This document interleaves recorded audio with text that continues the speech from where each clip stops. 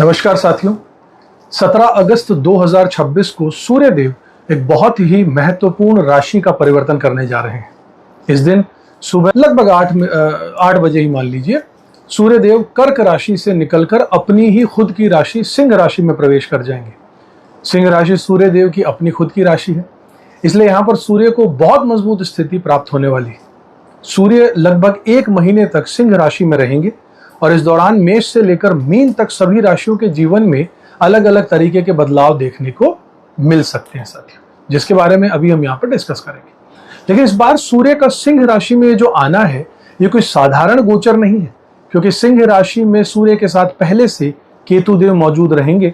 सामने कुंभ राशि में राहु बैठे होंगे, जिनकी दृष्टि सूर्य पर भी पड़ रही होगी। साथ ही सूर्य का शनि के साथ में षडाष्टक संबंध भी बन रहा है, यानी एक तरफ सूर्य अपनी ही राशि में बहुत ज्यादा पावरफुल है और दूसरी तरफ राहु, केतु और शनि का प्रभाव इस पूरे गोचर को काफी खास बना रहा होगा साथियों। अब यहाँ पर एक बात बहुत ही ध्यान से समझिएगा। सूर्य जो है वो सत्ता, सरकार, प्रशासन, अधिकारी, पद, प्रतिष्ठा, सम्मान, आत्मविश्वास, पिता और लीडरशिप के कारक होते हैं।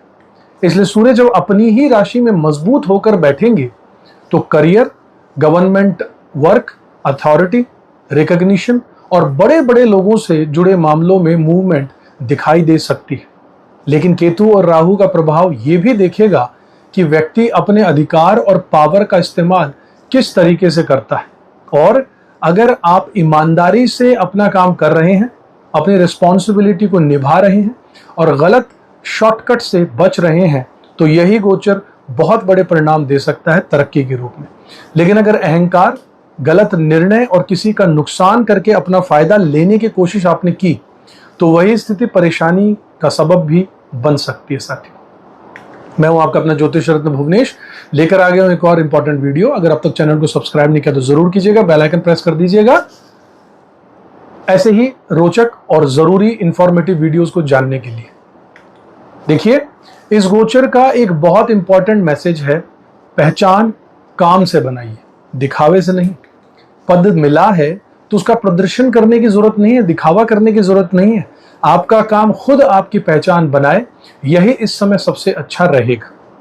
और साथियों, अब हम इस गोचर की कुछ तारीखें आपको जरूर याद रखनी चाहिए। वो है 17 अगस्त से 31 अगस्त तक सूर्य का मघा नक्षत्र में रहना।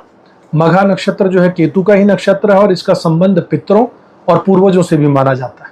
इसलिए इस दौरान पिता तुल्य व्यक्तियों और घर के बुजुर्गों का विशेष सम्मान कीजिएगा।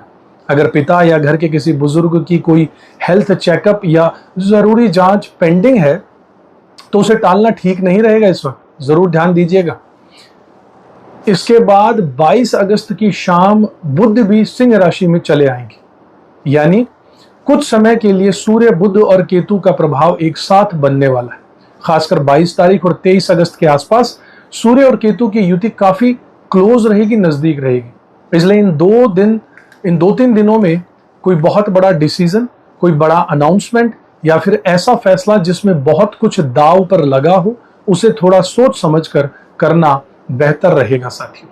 इस बात का ध्यान रखिएगा।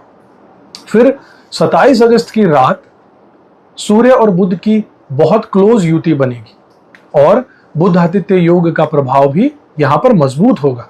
और इस समय आपकी इंटेलिजेंस, आपकी कम्युनिकेशन, बातचीत करने का तरीका, आपकी प्लानिंग और डिसीजन मेकिंग से जुड़े कामों में फायदा मिल सकता है। 31 अगस्त को सूर्य पूर्व फाल्गुनी नक्षत्र में प्रवेश कर जाएंगे। 7 सितंबर को बुध कन्या राशि में चले जाएंगे, अपनी राशि में। और 13 सितंबर की रात सूर्य अपने ही नक्षत्र उत्तर फाल्गुनी में प्रवेश कर जाएंगे। 13 सितंबर के बाद का समय सूर्य के प्रभाव की दृष्टि से काफी मजबूत रहने वाला है। इसलिए जिन लोगों के शुभ और जरूरी काम लंबे समय से अटके हुए हैं, वो इस समय का अच्छी तरीके से इस्तेमाल भी जरूर कर सकते हैं और जरूर कीजिएगा। यही हमारे वीडियोस का मंशा रहता है, आपको बताना। अब भैया जानते हैं मेष राशि से लेकर मीन राशि तक सूर्य का ये जो गोचर है, ये आपके लिए क्या खास लेकर आने वाला है। और ये राशिफल चंद्र राशि और लग्न दोनों पर के साथ ही आप देख सकते हैं। अगर आपको अपनी चंद्र राशि पता है तो उसी के अनुसार इस प्रेडिक्शन को देखिएगा, और अगर लग्न भी पता है तो उसके हिसाब से भी इस वीडियो को आप देख सकते हैं साथियों, दोनों पर यह लागू होगा।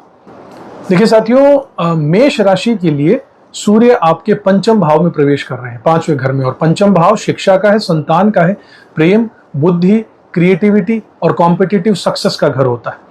इसलिए इस गोचर का सबसे बड़ा असर जो है वो आपकी एजुकेशन और आपके बच्चों से जुड़े हुए मामलों में देखने को मिल सकता है। विद्यार्थियों के लिए ये समय काफी अच्छा रहेगा। अगर आप किसी कंपटीशन की तैयारी कर रहे हैं या किसी कॉम्पिटिटिव एग्जाम में बैठे हैं या फिर कोई रिजल्ट लंबे समय से अगर अटका हुआ है, तो इस दौरान अच्छे परिणाम मिलने की संभावना यहाँ बहुत अच्छी बन रही है। साथियों, आगे बढ़ता हूं और एजुकेशन से जुड़े हुए गवर्नमेंट फॉर्म, एडमिशन, स्कॉलरशिप या फिर किसी सरकारी प्रक्रिया का काम अगर आपका पेंडिंग है तो उसे पूरा करने के लिए यह समय अच्छा रहेगा। खासकर साथियों, 13 सितंबर के बाद के कुछ दिन विद्यार्थियों के लिए काफी सपोर्टिव रह सकते हैं। संतान के मामले में भी आपको थोड़ा सा एक्स्ट्रा ध्यान देना होगा।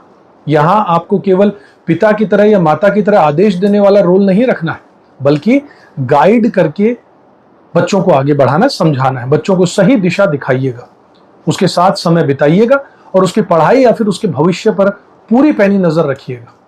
लव रिलेशनशिप में एक चीज आपको बहुत सावधानी से संभालनी होगी और वो है आपका ईगो। अपनी बात को हर हाल में सही साबित करने की जो कोशिश है वो रिलेशनशिप को नुकसान पहुंचा सकती है। इसलिए प्यार में अथॉरिटी नहीं चलेगी, अंडरस्टैंडिंग रखिएगा।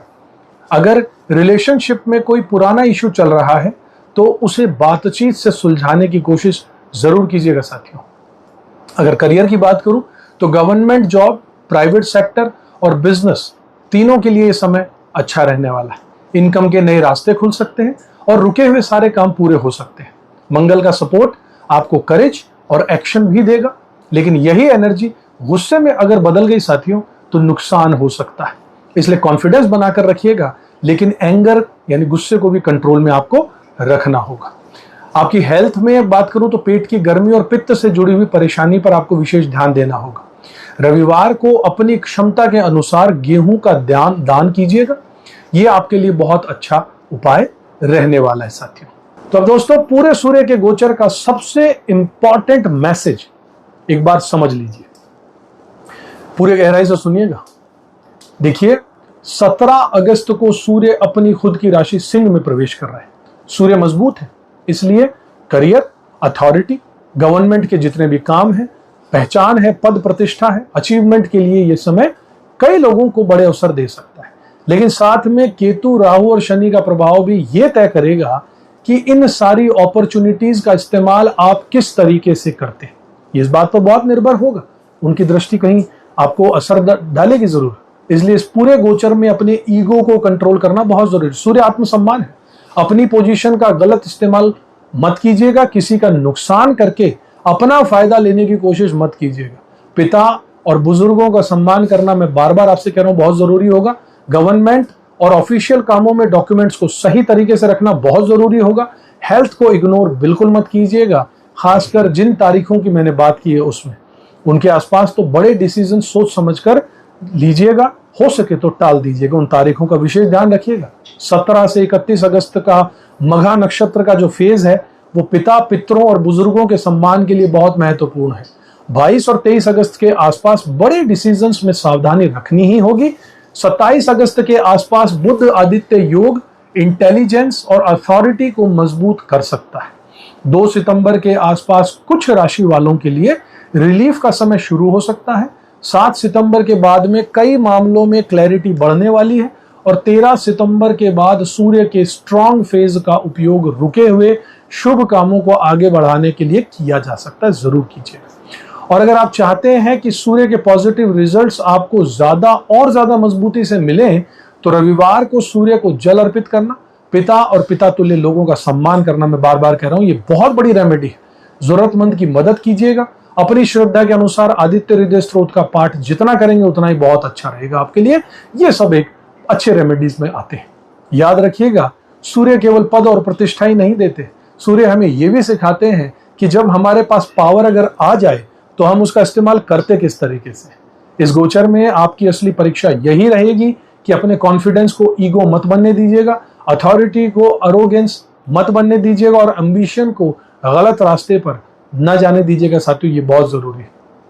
अगर आपने सही डायरेक्शन में मेहनत कर ली, अपनी रिस्पॉन्सिबिलिटी पूरी कर ली और अपने व्यवहार में अगर विनम्रता रख ली, तो यही सूर्य का गोचर आपके करियर, रेस्पेक्ट, इनकम और पर्सनल ग्रोथ के लिए बहुत ज्यादा महत्वपूर्ण साबित हो सकता है साथियों। अगर आपको ये राशिफल उपयोगी लगा हो तो वीडियो को लाइक जरूर कीजिएगा, शेयर कीजिएगा, कमेंट बॉक्स में अपनी चंद्र राशि या लग्न मुझे बताइएगा। अगर आप एस्ट्रोलॉजी को सिर्फ सुनना नहीं बल्कि समझना भी चाहते हैं तो चैनल को अगर अब तक सब्सक्राइब नहीं किया तो जरूर कर लीजिएगा। इस परिवार का हिस्सा बनिए, हमारे साथ जुड़े रहिएगा। अगले वीडियो में एक बार फिर से आपसे मिलूंगा, तब तक खुश रहिएगा, अपना कर्म करते रहिएगा, ऊपर वाले में विश्वास जरूर रखिएगा साथियों। जय सूर्यदेव, जय श्री राम।